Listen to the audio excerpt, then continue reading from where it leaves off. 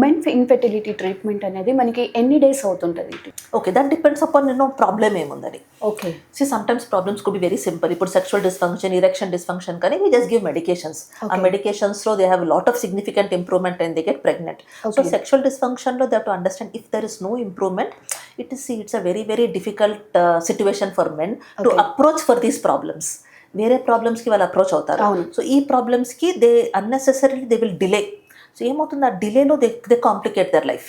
So if they approach So fast, fear treatment is antara? very Fear stigma. It is not fear. Yeah, fear also because they're very worried. Yes. ఏమైనా పెద్ద diagnosis వచ్చేస్తుందా, ఏమైనా పెద్ద problem వచ్చేస్తుందా, and then there is a little ego involved between couples. Yeah. See, that is something that we should try to avoid. I keep telling every couple that fertility problem is your problem together. It is not మేము ఇది వాళ్ళ problem వీళ్ళ problem అని చెప్పనికి లేదు ఇక్కడ. Okay. It is something we need to come together, diagnose and treat and just move ahead.